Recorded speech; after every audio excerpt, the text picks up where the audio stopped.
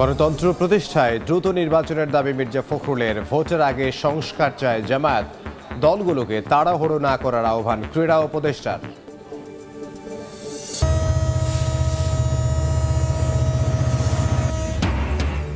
পদ্মা সেতু হয়ে ঢাকা খুলনা রুটে নতুন ট্রেন চলাচল শুরু, সময় বাঁচবে 2 ঘন্টার বেশি। বাংলাদেশের যে কোনো প্রকল্পের ব্যয় ভারতের তুলনায় বেশি বললেন রেল উপদেষ্টা।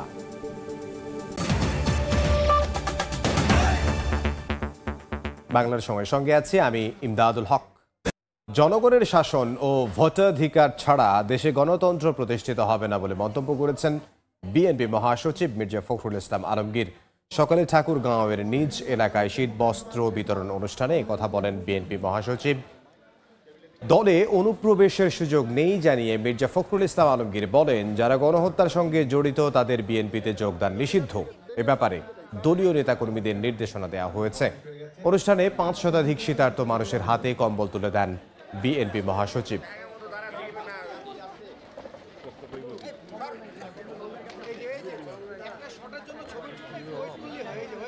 দুর্নীতি ফ্যাসিবাদ থেকে উত্তরণ একমাত্র উপায় হচ্ছে একটি গণতন্ত্রকে প্রতিষ্ঠিত করা, রেস্টোরেশন অফ ডেমোক্রেসি। জনগণের যে শাসন, সেই শাসনকে স্থাপিত করতে হবে। যে আমরা এই মুহূর্তে যারা সন্ত্রাসী, যারা গণহত্যার সঙ্গে জড়িত হয়েছিল, যারা হত্যা করেছে, দুর্নীতির সঙ্গে জড়িত, তাদের কাউকে বিএনপিতে নেওয়া হবে না। উচ্চ আদালত থেকে খালাস পেয়ে 21শে অগস্ট গ্রেনেড হামলা মামলায় মৃত্যুদণ্ডপ্রাপ্ত বিএনপির ভাইস চেয়ারম্যান আব্দুস সালাম পিন্টু 17 বছর পর কারামুক্ত হলেন। সকালে কাশিমপুর কারাগার থেকে তাকে মুক্তি দেওয়া হয়। এ সময় নেতাকর্মীরা তাকে বরণ করে নেন। পরে বিএনপির প্রতিষ্ঠাতা সাবেক রাষ্ট্রপতি জিয়াউর রহমানের সমাধিতে শ্রদ্ধা নিবেদন করেন তিনি। আওয়ামী লীগের মতো কেউ যেন অপকর্ম না করতে পারে সে ব্যাপারে সবাইকে সজাগ থাকার আহ্বান জানান বিএনপির নেতা। কারামুক্ত নেতাকে বরণ করে নিতে নানা আয়োজন। কারাগার থেকে বের হতেই ফুল দিয়ে অভিনন্দন জানান বিএনপি নেতাকর্মীরা। মঙ্গলবার 1.5 যুগ পর কাশিমপুর কারাগার থেকে মুক্তি পেলেন 21শে আগস্ট গ্রেনেড হামলা মামলায় মৃত্যুদণ্ডপ্রাপ্ত বিএনপির ভাইস চেয়ারম্যান ও সাবেক শিক্ষা উপমন্ত্রী আব্দুস সালাম পিন্টু। আমরা নতুন বাংলাদেশ গড়ার প্রত্যয়ে সামনের দিকে মুক্তির পরই বিএনপির প্রতিষ্ঠাতা ও সাবেক রাষ্ট্রপতি জিয়াউর রহমানের সমাধিতে ফুল দিয়ে শ্রদ্ধা জানান আব্দুস সালাম পিন্টু। এ সময় আওয়ামী লীগ সরকারের নির্যাতনের অভিজ্ঞতা তুলে ধরেন তিনি।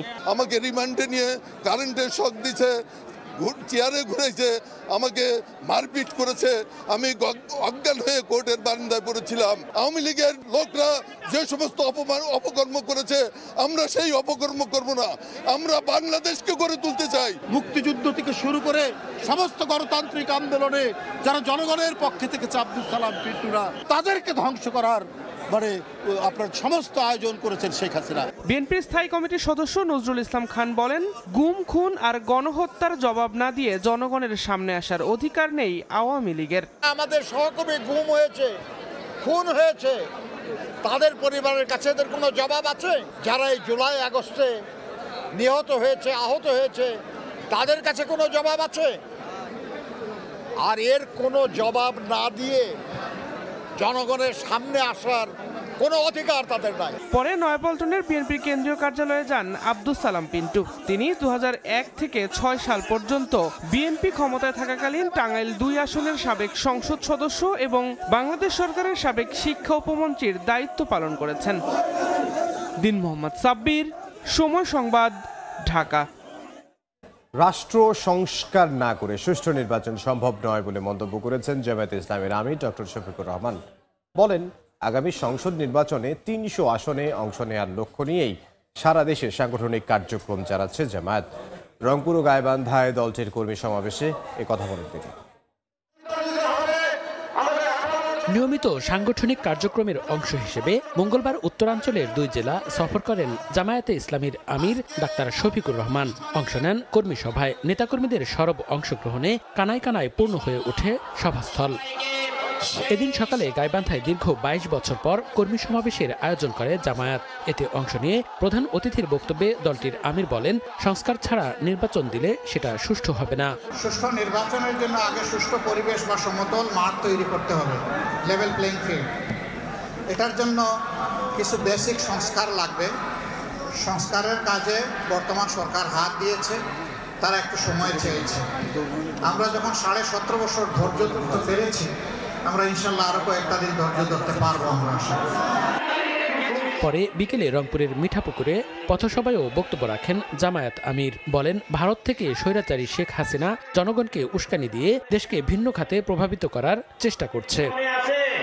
পতিত ফ্যাসিস্ট সরকারের সব ষড়যন্ত্র মোকাবিলায় সবাইকে ঐক্যবদ্ধ থাকার আহ্বান জানান জামায়াতের আমির। মনিরুজ্জামান প্রান্ত, সময় সংবাদ। এদিকে রাজনৈতিক দলগুলোকে নির্বাচন নিয়ে তাড়াহুড়ো না করার আহ্বান জানিয়েছেন যুব ও ক্রীড়া উপদেষ্টা আসিফ মাহমুদ সজীব ভূঁইয়া। সকালে দিনাজপুরের কাহারোল উপজেলায় অসহায় দুস্থদের মাঝে শীত বস্ত্র বিতরণ শেষে এই আহ্বান জানান তিনি। অনুষ্ঠানে 2000 দুস্থদের হাতে কম্বল তুলে দেন তিনি। সংস্কার কমিশনগুলো দ্রুত প্রতিবেদন দেবে জানিয়ে আসিফ বলেন, ভোটের সময় নির্ভর করে সংস্কার প্রক্রিয়ার উপর। জানান, সংস্কার শেষে দ্রুতই দেয়া হবে নির্বাচন, সে পর্যন্ত সবাইকে ধৈর্য ধরতে হবে।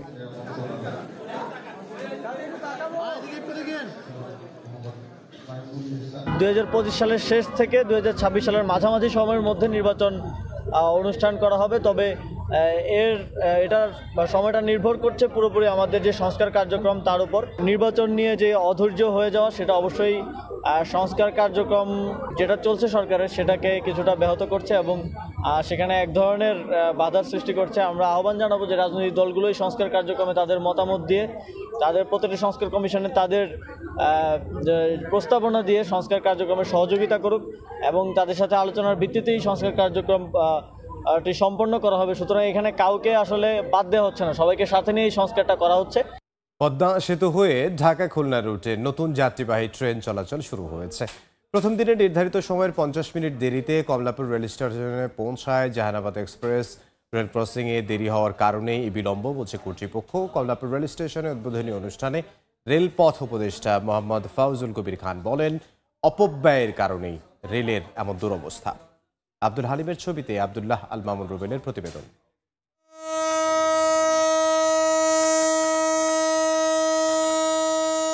মঙ্গলবার ভোর 6টা হুইসেল বাজিয়ে 12টি বগি নিয়ে খুলনা রেল স্টেশন ছাড়ল জাহানাবাদ এক্সপ্রেস। বগিতে ওঠার সময় যাত্রীদের স্বাগত জানান রেলওয়ের কর্মকর্তারা। কখনো 70 থেকে 80 কিলোমিটার গতিবেগ, কখনো 100 কিলোমিটার বেগে রাজধানীর উদ্দেশ্যে ছুটে চলে ট্রেন। পৌনে 4 ঘন্টায় সকাল 9:45টায় গন্তব্যে পৌঁছানোর কথা ছিল দ্রুতগতির ট্রেনটির। তবে রেল ক্রসিংয়ে দেরি হওয়ার কারণে কমলাপুর আসে 50 মিনিট বিলম্বে। জনগণের আশা আকাঙ্ক্ষার যে একটু সময়, সেই সময়টার জন্য আমাদের কিছু বিলম্বিত হয়েছে। পরবর্তীতে আমরা আশা করি কোনো রকম অঘটন যদি উপরওয়ালা না দেন, আমরা রাইট টাইম ঢুকবো। সময় ও ভাড়া কম হওয়ায় উচ্ছ্বাস প্রকাশ করেন যাত্রীরা। ভীষণ এক্সাইটিং নিঃসন্দেহে, তবে প্রত্যাশা থাকবে যে সব ধরনের সিকিউরিটি যেন এনশিওর করা যায়। ঢাকা আসা সবার জন্য ঢাকা খুলনা সহজ হয়ে গেল। ঢাকা খুলনা রুটে ট্রেন চলাচল শুরুর মধ্য দিয়ে রেল যোগাযোগে নতুন দিগন্ত উন্মোচিত হলো বলে মনে করে কর্তৃপক্ষ। যাত্রীদের চাহিদার প্রেক্ষিতে আমরা আরও আমাদের কিছু কোচ আসলে আমরা আরও এই রুটে আরও ট্রেন সংখ্যা আরও বাড়াই দেব। এদিকে কমলাপুরে ঢাকা খুলনা রুটে ট্রেন চলাচলের উদ্বোধনী অনুষ্ঠানে পদ্মা সেতু রেল যোগাযোগের অর্থনৈতিক গুরুত্ব তুলে ধরেন রেল সচিব ও চীনের রাষ্ট্রদূত। আর উপদেষ্টা বলেন, অপব্যয়ের কারণেই রেলের দুরবস্থা। আমরা যত্রতত্র স্টেশন স্থাপন করেছি, যত্রতত্র রেল লাইনের বিস্তার করা হয়েছে, কিন্তু লোকোমোটিভ আছে কিনা, ক্যারেজ আছে কোচ আছে কিনা, এগুলোর জনবল আছে কিনা, এগুলোর ব্যবস্থা না করে এগুলো করা হয়েছে। নতুন এই রুটে খুলনা থেকে রাজধানী পর্যন্ত 376 কিলোমিটার পথ থেকে কমে হয়েছে 208 কিলোমিটারে, যেখানে সর্বনিম্ন ভাড়া ধরা হয়েছে 445 টাকা আর সর্বোচ্চ 1330 টাকা পর্যন্ত। সোমবার ছাড়া সপ্তাহের বাকি 6 দিন ঢাকা খুলনা রুটে চলাচল করবে ট্রেনটি। 12টি বগিতে 768 আসনের সবগুলোই পূর্ণ ছিল নতুন রুটের প্রথম দিনের এ যাত্রায়। নিরাপদ ও সাশ্রয়ী এ রুটে তাই যাত্রীদের চাহিদার কারণেই এ রুটে ট্রেন সংখ্যা বাড়ানোরও দাবি উঠল। জাহানাবাদ এক্সপ্রেস ট্রেন থেকে আব্দুল্লাহ আল মামুন রুবেল, সময় সংবাদ। নৌ উপদেষ্টার এক ধমকে মাত্র 30 মিনিটের মধ্যে বন্দরের শেড থেকে সরানো হচ্ছে 20 বছরের বেশি সময় পড়ে থাকা 300টি গাড়ি। মামলা সংক্রান্ত জটিলতায় এতদিন আটকে থেকে চলাচলের অনুপযোগী হয়ে পড়েছিল গাড়িগুলো। নিলামের দীর্ঘসূত্রিতায় এসব গাড়ি নিয়ে ভোগান্তিতে পড়েছিল চট্টগ্রাম বন্দর। এই অবস্থায় মঙ্গলবার সকালে নৌ উপদেষ্টা পরিদর্শনে গিয়ে এ নিয়ে অসন্তোষ প্রকাশ করে দুপুর থেকে শুরু হয় গাড়ি সরানোর প্রক্রিয়া। আশরাফুল আলম মামুনের ক্যামেরায় বিস্তারিত জানাচ্ছেন কমল দে। মঙ্গলবার সকালে পরিদর্শনে এসে চট্টগ্রাম বন্দরের বিভিন্ন ইয়ার্ড এবং কাস্টমসের অকশন শেডে বছরের পর বছর শত শত গাড়ি এবং বিভিন্ন মালামাল পড়ে থাকতে দেখে অসন্তুষ্টি প্রকাশ করেন নৌ উপদেষ্টা এম সাকওয়াত হোসেন। আর সময় ক্ষেপণ না করে দ্রুত গাড়ি সহ সব ধরনের স্ক্র্যাপ সরিয়ে নেওয়ার নির্দেশনা দেন উপদেষ্টা। বাকি পণ্য সরাতে সময়ও নির্ধারণ করে দেন তিনি। এইরকম যদি পোর্ট বছরের পর বছর এই অবস্থা থাকে, একটু আগে দেখে আসলাম ট্রাক দাঁড়ানো সেগুলো কিছু অনিয়মের কথা আমি শুনলাম। সেই অনিয়মগুলো বের করার জন্য বলেছি। পোর্ট দেখে লোকে মনে করে যে দেশ কত এফিসিয়েন্টলি চলতেছে। চেয়ারম্যানকে বলেছি কি অ্যাকশন নেওয়া যাবে, এটা উনি বোর্ডের সাথে আলোচনা করে চিন্তা করে উইল টেক ইউনিল্যাটারাল অ্যাকশন। নৌ উপদেষ্টার নির্দেশে ৮ ঘন্টারও কম সময়ের মধ্যে কাজ শুরু হয়ে যায় চট্টগ্রাম বন্দরে। প্রথম পর্যায়ে সরিয়ে নেওয়া হচ্ছে ২০ বছরের বেশি সময় ধরে খোলা আকাশের নিচে পড়ে থাকা ৩০০ গাড়ি। বিশাল আকৃতির ক্রেন লাগিয়ে ঘন জঙ্গলে আড়াল হয়ে যাওয়া গাড়িগুলি তুলে এনে রাখা হয় পাশের ইয়ার্ডে। এরপর সেগুলো সারিবদ্ধভাবে দাঁড় করিয়ে রাখা হয় কাস্টমসের নিলাম শেডে। এখান থেকে ক্রেনগুলো কাস্টম অকশনগুলো নিয়ে যাবে, ওখানে নেওয়ার পর ওখান থেকে ওগুলো অকশন হবে বা যা করার তা করবে। পৃথিবীর বিভিন্ন দেশ থেকে আমদানি করা প্রাইভেট কার, পাজেরো, মাইক্রোবাস এবং পিকআপগুলোর বিপরীতে শুল্ক জটিলতায় রয়েছে কয়েকশো মামলা। আর এই মামলার কারণে আমদানিকারক যেমন গাড়ি ছাড় করাতে পারেনি, তেমনি আইনি জটিলতায় নিলামও বিক্রি করা যায়নি গাড়িগুলো। আমাদের গাড়ির মধ্যে প্রায় ১৯৫টা রিট মামলা রয়েছে, কিন্তু ওগুলো খালাস করতে গেলে তো আমাদের আইনি প্রক্রিয়া শেষ না হওয়া পর্যন্ত আমরা করতে পারবো না। অন্যান্য ক্ষেত্রে প্রায় ১৮৬টা গাড়ি আছে যেটা আমাদের রিট মামলা সংশ্লিষ্ট নেই বলে আমরা জানতে পেরেছি, সেগুলোর অপশনের কার্যক্রম আমরা নিব। রাষ্ট্রের প্রতি কোনো আগ্রহ আমার মতে কোনো কর্মকর্তা কর্মচারী নাই। ওরা যদি জাতীয় রাষ্ট্র স্বার্থে চিন্তা করতো তাহলে এগুলি তড়িৎ ব্যবস্থা করতে পারতো। এগুলি আমদানিকারককে না দিলেও নিলামের মাধ্যমে জাতীয় রাষ্ট্র আহরণ করতে পারত। এর আগে এ ধরনের ৭৪টি গাড়ি নিলামে বিক্রি না হয় কেটে ফেলতে বাধ্য হয়েছিল চট্টগ্রাম কাস্টম হাউস। বিদেশ থেকে আমদানি করা ৩০০ গাড়ি গত ২০ বছরের বেশি সময় ধরে এভাবে পড়ে আছে চট্টগ্রাম বন্দরের শেডে। গাড়িগুলো চলাচল অনুপযোগী হয়ে পড়ায় একই সাথে মামলা থাকায় নিলামও বিক্রি করা যাচ্ছে না। স্ক্র্যাপ হিসেবে বিক্রি করা ছাড়া কোনো বিকল্প নেই। এই গাড়িগুলো সরিয়ে নেওয়ার জন্য বারবার কাস্টম হাউসকে চিঠি দিয়েছে বন্দর কর্তৃপক্ষ। অবশেষে শুরু হয়েছে সেই গাড়িগুলো সরিয়ে নেওয়ার কাজ। পর্যায়ক্রমে গাড়িগুলি সরিয়ে নেওয়া হবে চট্টগ্রাম কাস্টম হাউসের অকশন শেডে। সেখান থেকেই স্ক্র্যাপ হিসেবে বিক্রি হবে মূল্যবান ৩০০ গাড়ি।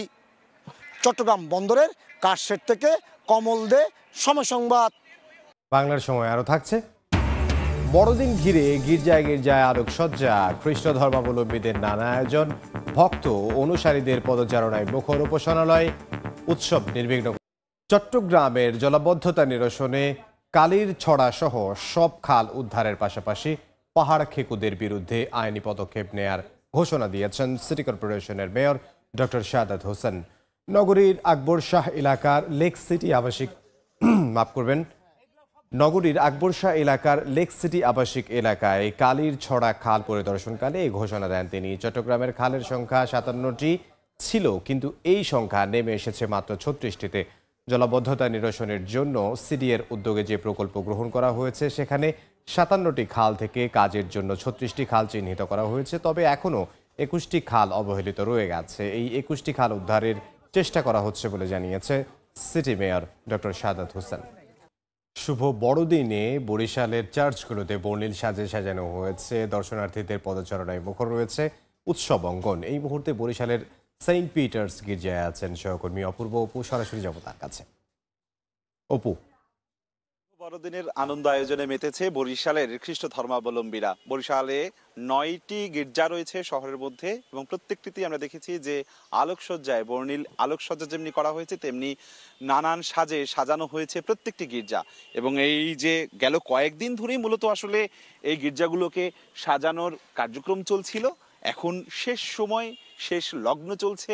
রাত 9টায় আনুষ্ঠানিকভাবে তাদের ধর্মীয় প্রার্থনা শুরু হবে। এখন বাজে 7:45, আর কিছুক্ষণ বাদেই এখানে ধর্মীয় যে আনুষ্ঠানিকতা, তাদের প্রার্থনা, সেটি শুরু হবে। সেই ছবিও আমরা সময় টেলিভিশনের দর্শকদেরকে দেখাবো। তবে এই মুহূর্তে শেষ মুহূর্তের কার্যক্রম বলতে আসলে এখানে ফাদার রয়েছে বা বিভিন্ন খ্রিস্ট ধর্মাবলম্বীদের বাইরেও আমরা দেখছি যে বিভিন্ন ধর্মের মানুষও কিন্তু আসছে তাদের এই বর্ণিল সাজসজ্জা দেখতে। এর বাইরে আইন শৃঙ্খলা রক্ষাকারী বাহিনী আমরা দেখেছি যে তারা কড়া নিরাপত্তার চাদরে ঢেকে রেখেছেন, যাতে খ্রিস্ট ধর্মাবলম্বীদের তাদের এই উৎসব, জানেন যে সব থেকে বড় উৎসব এই শুভ বড়দিন, সেটি যেন সুন্দরভাবে নির্বিঘ্নে করতে পারে, সেই প্রস্তুতি বা সেই নিরাপত্তা দেবার জন্য আইন শৃঙ্খলা রক্ষাকারী বাহিনীর বাড়তি তৎপরতা আমরা দেখেছি। দেখছেন যে প্রভু যিশুর যে দাউদ নগরীতে যেখানে জন্ম ছিল, সেই আদলে এখানে কিন্তু ঘর বানানোর চেষ্টা চলেছে। এখানে সেই নানানভাবে তারা সেই প্রভু যিশুর মায়ের সেই ছবিগুলো, অবয়বগুলো এখানে তুলে ধরার চেষ্টা করেছে। তার গোটা জীবন, তার ত্যাগের জীবন, মানুষকে কাছে টানার জীবন, ভালোবাসার সমস্ত কাহিনী, সেগুলো আসলে তুলে ধরা হয়েছে। এবং ক্রিসমাস ট্রি এখানে রয়েছে, বর্ণিল আলোকসজ্জা করা হয়েছে। সবকিছু মিলে এই আনন্দ উৎসবে এবছর তাদের বাড়তি আয়োজন রয়েছে। কেননা তারা বলছেন, খ্রিস্ট ধর্মাবলম্বীরা বলছেন যে প্রভু যিশুর 2025 খ্রিস্টবর্ষের মহাজুবলি উৎসব, ফলে এই যে মহাজুবলিকে ঘিরে প্রার্থনা বর্ষ তারা এবছরকে তারা ঘোষণা করেছেন।